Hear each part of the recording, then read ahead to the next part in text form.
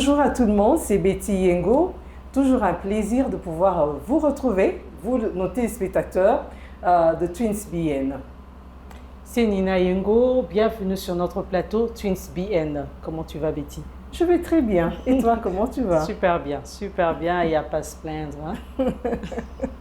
La vie est belle. Oui, j'aime ça. J'espère que nos téléspectateurs se portent bien et c'est ça l'essentiel, c'est d'être en vie.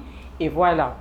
Sans plus tarder, vous savez que Twins BN a toujours des invités de qualité, de marque, qui apportent toujours un plus dans nos vies et dans vos vies aussi. Ouais. Aujourd'hui, nous avons le privilège et l'honneur de recevoir Madame Teza Bila. Je vous donnerai sa biographie et aussi Betty aussi va continuer sur la biographie. Teza Bila est cofondatrice de Congo Business Office, une société de conseil en investissement spécialisée dans les services de conseil et les transactions d'investissement en République démocratique du Congo depuis 2021. Elle a travaillé dans les secteurs privés et publics, offrant des stratégies d'investissement et des conseils aux acteurs économiques en RDC. Teza Bila a travaillé comme conseillère en charge de l'administration et des finances au ministère du portefeuille de 2008 en 2012, où elle a supervisé toutes les opérations financières liées au cabinet et supervisé 40 membres du personnel pendant 4 ans. Elle a participé, ça c'est très important, elle a participé à plusieurs missions de contrôle et d'évaluation financière du patrimoine des entreprises publiques.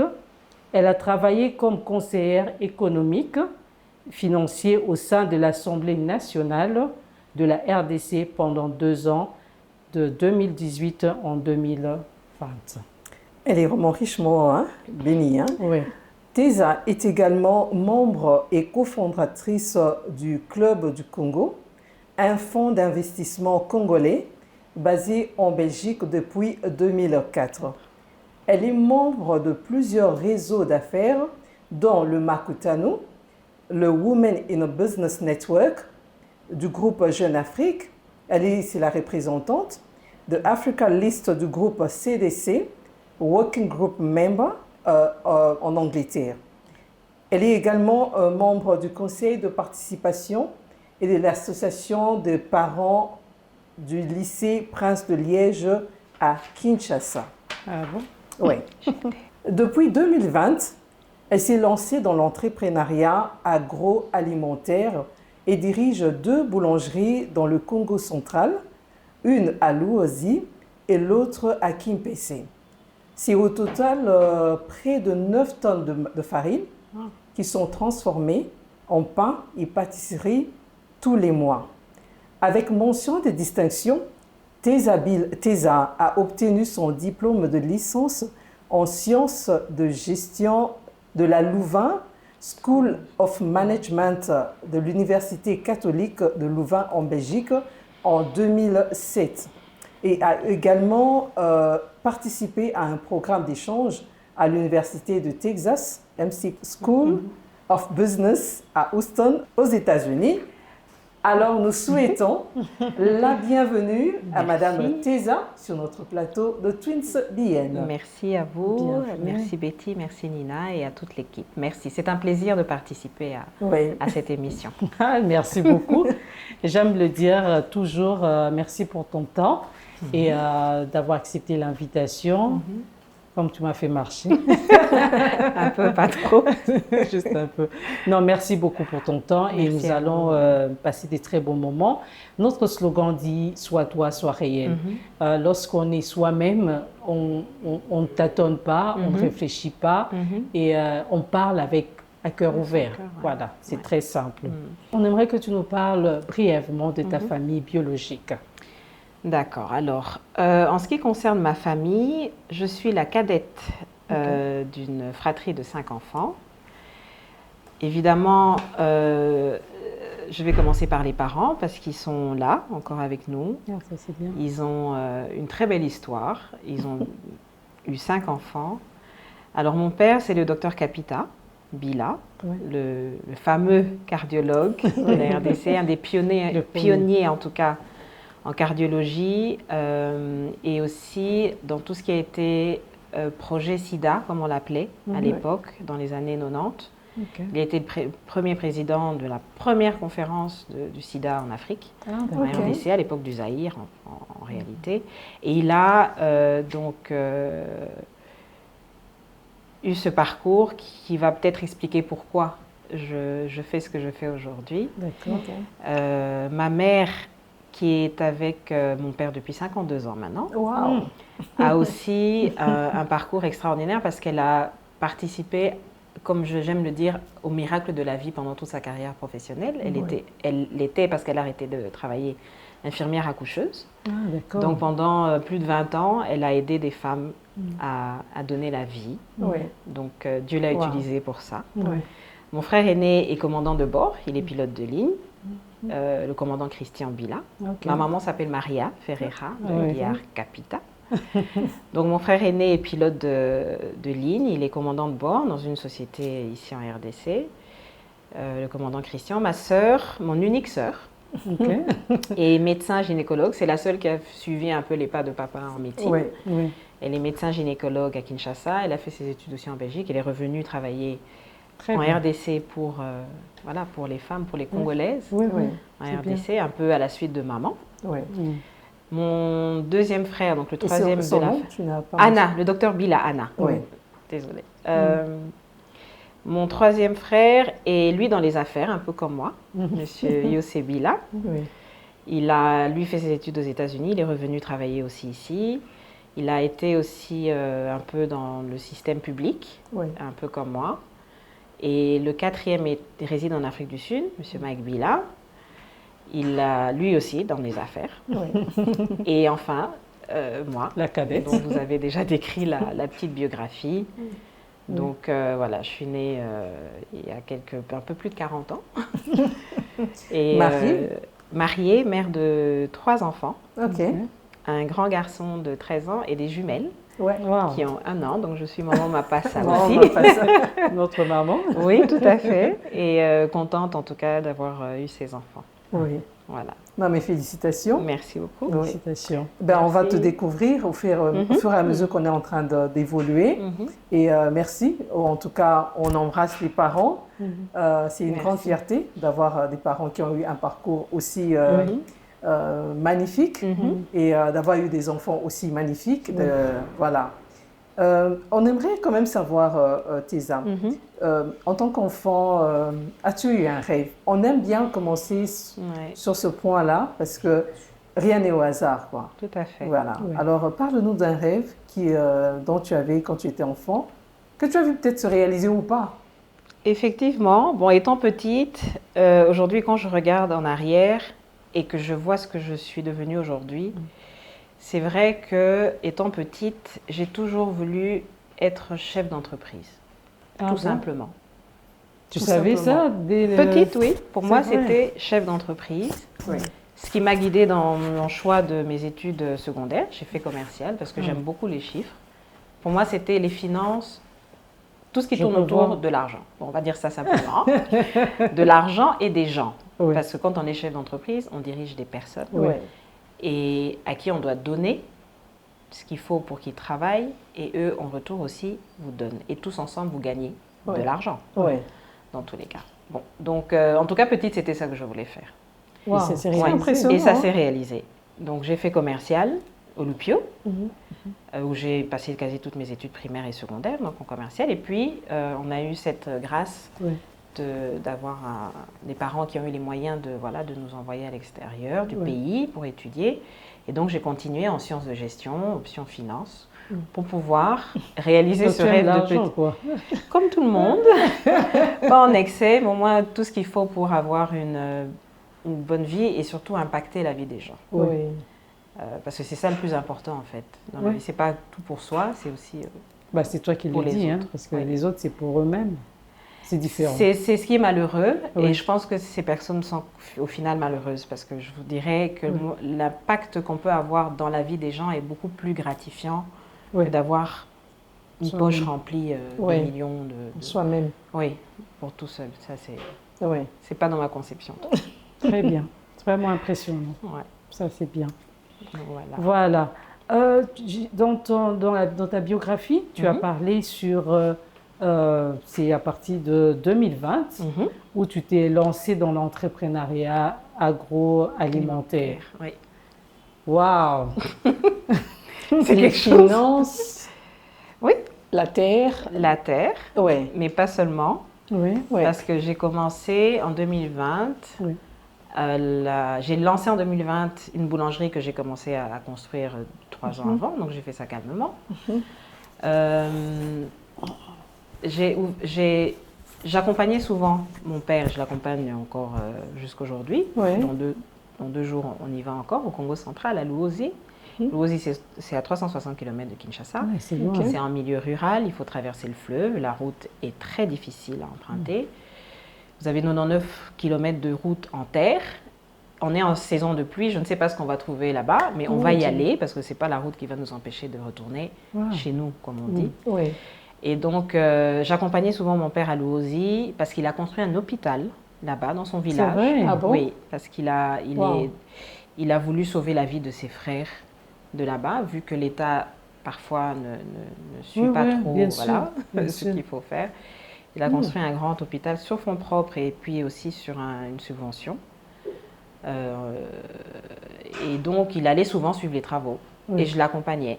À mon retour de mes études, pendant que je travaillais, si j'avais un week-end, parfois j'inventais des histoires au boulot pour dire je suis malade, mais j'étais c'est vrai. à Luozi, pour accompagner papa. Et donc, en y allant, j'ai compris qu'il n'y avait pas de boulangerie. Parce qu'il fallait tout emmener le pain de Kinshasa. Et au bout de 2-3 jours, le pain n'est plus bon. Et donc, Quasiment, il n'y avait pas de boulangerie. Il n'y avait pas de pain. On va dire, il n'y avait pas de pain. Il y avait, au Bas-Congo, quand il n'y a pas de pain, c'est plutôt la chikwang, c'est le manioc, le manioc, tout ça. Oui. Mais il y avait des petites boulangeries. Mais même les personnes qui nous accompagnaient disaient même, on ne peut pas manger ce pain, il n'est pas bon, quoi. Et ma seule étude de marché, parce qu'il faut quand même faire des petites études de marché, surtout dans les milieux ruraux, et même en ville, partout, pour des affaires, c'était que j'ai questionné une maman qui était au beach, donc au port, pour prendre le bac et retraverser, en lui demandant si je fais une boulangerie ici, il y a une boulangerie ici, comment tu penses que ça va se passer? Elle va me dire, mais il faut faire une boulangerie parce qu'on n'a pas de pain. Or, on mange le pain, mais il n'y en a pas. Donc, si vous faites une boulangerie, on va venir acheter et vendre à la population de Luozi. C'était ma seule étude de marché, ça s'est arrêté là. Sérieux? Et j'ai commencé à construire, j'ai fini en 2020, en plein Covid. On est allé avec toute la famille à Luozi pour fêter l'anniversaire de ma sœur. Et c'est là que j'ai lancé la boulangerie. Donc, ça va faire 5 ans en août. J'ai 25 employés là-bas. J'ai 300 mamans qui viennent acheter le pain tous les jours que Dieu nous donne. Oui, pour revendre à Luozi même. Je fais de la livraison dans plus ou moins 14 villages avec un petit toujours camion. À Luozi? C'est dans le territoire de Luozi. Donc, il y a la ville de Luozi et puis il y a tous les autres, comme on appelle ça, les 10 secteurs. Donc, j'en traverse peut-être 3 ou 4 sur ma route. Et tu le fais toi-même ou tu envoies des gens? Non, j'envoie des gens. Oui. Ah, tu as des donc, employés. Donc, j'ai mes employés, ils produisent le pain, ils exactement. chargent dans le camion, ils prennent la route, ils déposent au premier village, le deuxième chez moi, chez papa, le troisième, ainsi de suite, jusqu'à Nkundi. Pour ceux qui connaissent, ils reconnaîtront. Et puis, ils reviennent, ils rebroussent chemin, et ils le font tous les 2-3 jours. Mais à Luozi, c'est tous les jours que l'on livre du pain. Donc, il y avait un grand besoin. Il y avait un grand besoin. Oui, parce que le pain, je faisais rire à ma sœur. S'il y a une chose que je fais automatiquement, quand j'entre dans le shop, c'est aller au compartiment des pains. Moi, j'aime le pain, en tout cas. C'est quelque chose que je ne peux pas m'en passer. Mais je cherche un mot en français.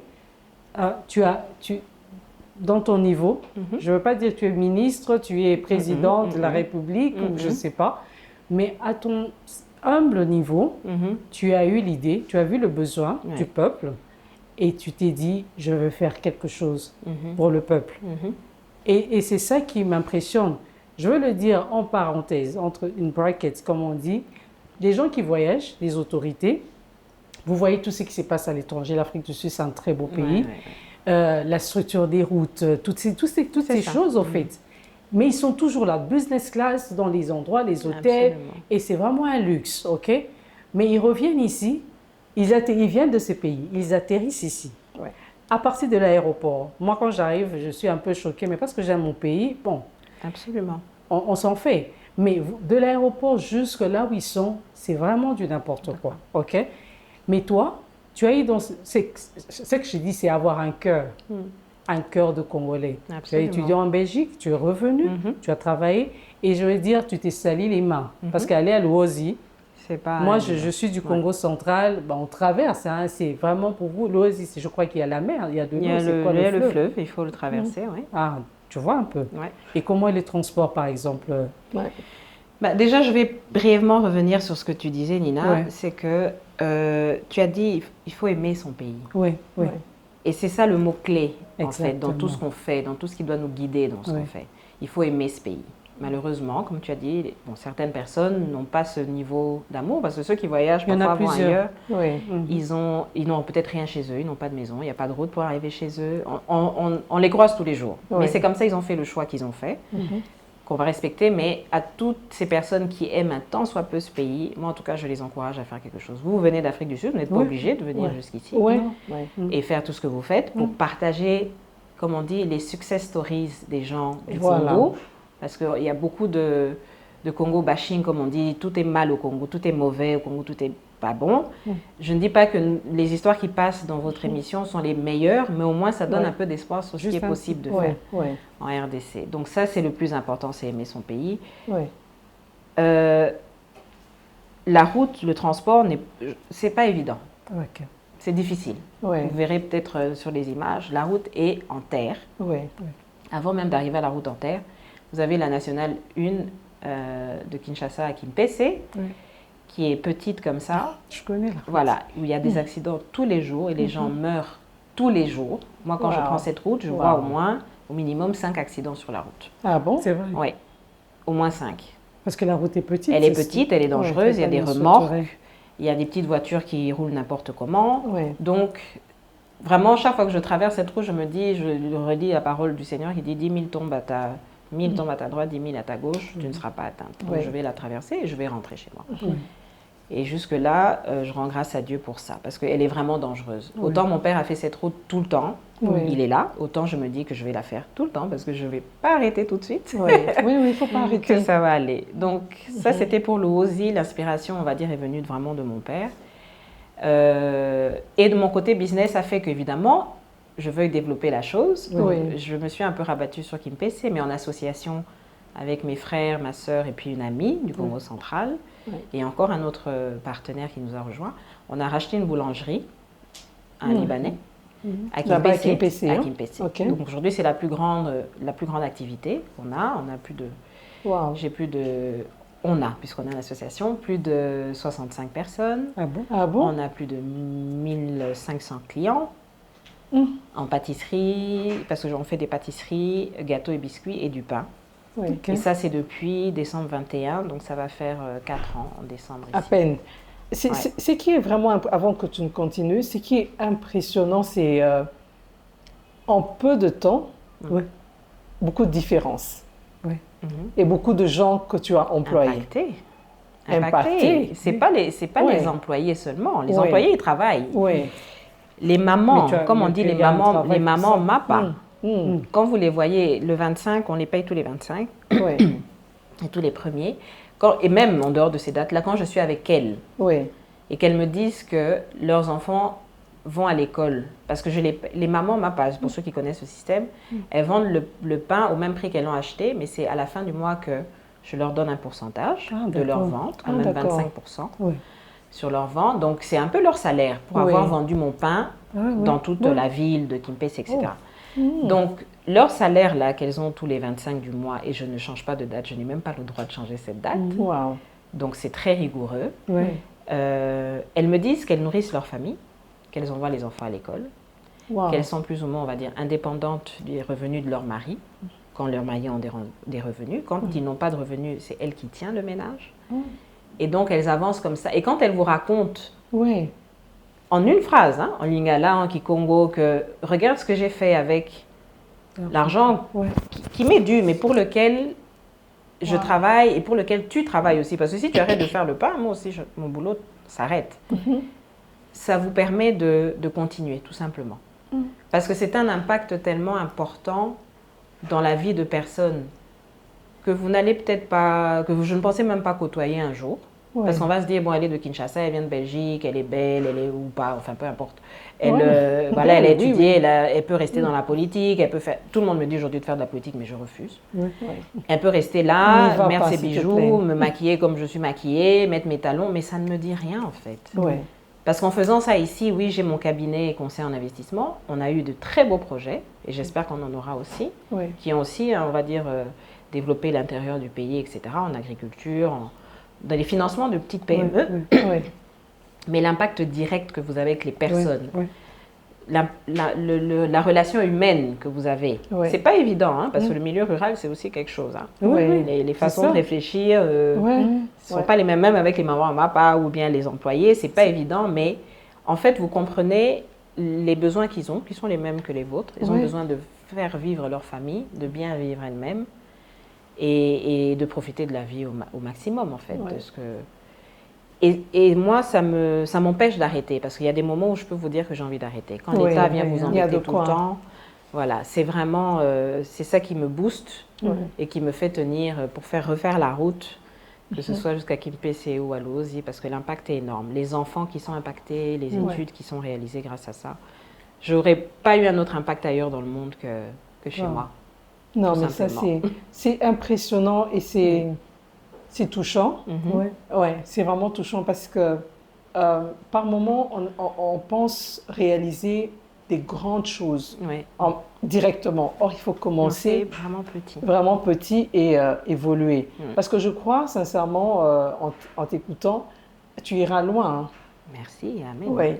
Ma prière, plutôt, c'est que la route, quand même, soit réparée d'une certaine manière, que ce soit considéré, que l'humanisme quand même entre dans les cœurs des Congolais, les autorités, que les routes soient réparées comme ça, qu'on évite quand même qu'il y ait de morts. Si au moins il y a une personne comme toi qui va traverser jusqu'à Luozi pour impacter la vie de certaines personnes, je crois qu'il y a aussi un autre point, on doit considérer quand même que la personne aille sur un bon chemin. C'est ça. Tout à fait. Et c'est utile pour tous les millions de Congolais, c'est important d'avoir des infrastructures qui nous permettront aussi d'aller travailler plus facilement, de manière plus apaisée, parce que je vous dis que ce n'est pas évident. Alors, Teza, on aimerait, peut-être que tu as déjà mentionné, mais il y a certainement un secret que tu as qui te motive, qui fait qu'aujourd'hui, je sais que tu as parlé des mamans, le contact que tu as eu, mais est-ce que tu peux partager avec nous et avec nos téléspectateurs le secret pour ton succès? Qu'est-ce qui te motive? Qu'est-ce qui fait que tu y arrives, quand tu te réveilles le matin, tu ne veux pas abandonner? Déjà, je ne sais pas si on peut parler de succès maintenant, mais bon, bref. En termes de secret, on l'a dit avant, le premier, c'est l'amour des autres et du pays. Voilà. Le deuxième, c'est le travail, la discipline et le travail constant. C'est difficile, c'est pour ça qu'il faut une discipline. Il faut travailler de manière constante et très dure, parce que la vie, elle est belle, mais tout ne peut pas être donné comme ça sur un plateau. Et donc, il faut travailler. Premier conseil, premier secret, c'est avoir l'amour du pays en soi.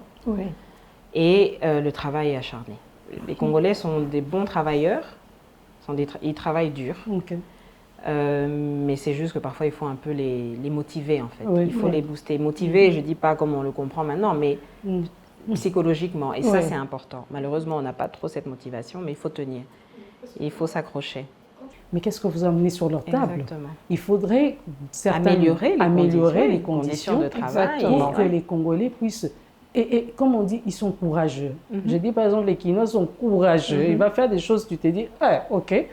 Mais je pense que ce qu'ils reçoivent, ça décourage un peu. Absolument. Ça décourage. Et il faut des personnes comme toi. Tu es très belle. Parce que la plupart des femmes, c'est vraiment Jeep. Hein. Tu es ici à Kim, tu ne vas pas te salir les mains. Moi, je vois ce que tu es en train de faire. Mais tu descends, en fait. C'est pas parce que tu es si spécial ou comment, mais c'est parce que tu vas apporter un Plus aux autres. Et je pense qu'on a besoin de jolies dames encore là-bas dans les milieux. Oui. Merci beaucoup. En parlant de salir les mains, parce que j'ai compris que vous avez annoncé la partie terre. Oui, donc depuis quelques années, je suis dans l'agriculture aussi. Je me suis lancée en test. On voit tes statuts. Oui. J'ai fait du maraîcher, l'aubergine, le poivron, j'ai fait du pondo, du maïs. Et là, tu vends ça où? Dans les supermarchés. Bon. Ici ou bien à Kinshasa. Ah, d'accord. Kinshasa. Donc, j'informe. En fait, il faut créer un réseau aussi. Hein, c'est évident. Donc, tu vas voir vraiment les responsables des supermarchés. Oui. Tu leur dis, j'ai tel produit. Ils te demandent de l'emmener. Tu leur montres que c'est de la bonne qualité. Et puis, ils achètent. Donc, chaque fois que tu récoltes, la veille, tu informes que je vais avoir des aubergines ou des poivrons ou des tomates aujourd'hui, parce qu'on est une association aussi d'agriculteurs. Il y en a qui ont d'autres produits. Tu annonces au magasin, au responsable d'achat. Et tu vas avec tes sacs ou tes bacs, ils pèsent, ils te payent et puis tu retournes 2 semaines après récolter. Tu nous inspires beaucoup. Merci beaucoup. Oui. Comme Nina a mentionné la belle femme, c'est important cet aspect. Parce qu'une belle femme peut aller plus bas, travailler. Travailler et travailler. Absolument. Parce que je vois mal que quelqu'un d'autre vienne venir se jouer de toi, parce que tu sais chercher l'argent et tu le fais honnêtement. Exactement. Tu travailles, comme on dit, avec acharnement. Tu vas certainement, je suis sûre que ton émission va certainement inspirer une jolie femme, une jolie fille qui ne va pas seulement se contenter sur son visage, son physique, mais qui va utiliser son intelligence et s'y mettre à travailler. Absolument. Il faut absolument travailler. Absolument. Ouais. Et à tous les niveaux. Et à tous les niveaux. Moi, j'aime bien l'agriculture, mais je crois que je suis pas très forte. Moi, ça m'étouffe. Non, il ne faut pas se dire. En fait, moi, ce qui me fait me diversifier, c'est comme je dis, c'est ce rêve d'être chef d'entreprise. C'est toute une entreprise de gérer des agriculteurs. Voilà. Organiser la logistique pour la sortie des produits. Non, mais c'est vraiment impressionnant. Le timing et tout ça. Donc c'est ça. Mais il faut pas être agricultrice pour ça. Moi, je suis pas agricultrice, moi je connais pas. Donc vous faites aider par un agronome, des choses comme ça, parce que chacun a son domaine. Mais il faut pas se dire tu es forte, Betty. Tu es assez forte. Si tu as la chance d'avoir tu as des terres qui sont là et qui sont disponibles, il faut te lancer. Malheureusement, au Congo, ce qui est difficile, c'est la qualité des personnes avec lesquelles tu travailles qui font parfois défaut. J'ai bien dit que les Congolais sont des travailleurs, mais il faut les pousser. Et pour les pousser, il faut soi-même avoir beaucoup d'énergie et de ténacité pour qu'ils atteignent le résultat que toi tu veux, parce que toi tu te vois à un niveau quand même supérieur. Tu aimes le travail bien fait. Je suppose que vous aimez le travail bien fait. Bien sûr. Et là, c'est la partie la plus difficile. De trouver les bonnes personnes et de les pousser à faire le travail convenablement. Mais dès que tu as ça, il faut y aller. Voilà. Il ne faut pas hésiter. Un mot de la fin. Un mot de la fin, j'encourage tous les jeunes hommes et les jeunes femmes, comme tu l'as dit. Une belle femme peut suivre cette émission, elle se dit peut-être qu'on va me voir en train d'aller à Bilanga et tout ça, ça ne va pas faire bien, non. Ça va être magnifique. Donc, il faut vraiment prendre le temps d'identifier, comme on l'a dit, un besoin quelque part, peu importe où vous êtes, à Kinshasa, aussi c'est à l'intérieur du pays, c'est encore mieux, et vous lancer. Le succès, il viendra avec le temps et même après notre temps. Parce que c'est après notre temps que si on parle de Teza ou de Betty ou de Nina, après nous, que là, même votre âme saura que vous avez eu du succès et un impact réel. C'est pas maintenant. Maintenant, on est tous en train de travailler. Exactement. Et j'invite tout le monde à travailler pour ce pays. Parce que on est mal, il faut qu'on remonte. Il faut que ça s'arrête, il faut qu'on remonte. Très positif, très positif. Teza, merci beaucoup. Merci beaucoup. Merci beaucoup d'être venu. Merci pour ces beaux partages, très inspirants et encourageants. Merci beaucoup. Eh bien, nous sommes arrivés à la fin. Betty Yengo vous dit au revoir. Et Nina Yengo vous dit au revoir. Prenez soin de vous et travaillez. Merci. Merci.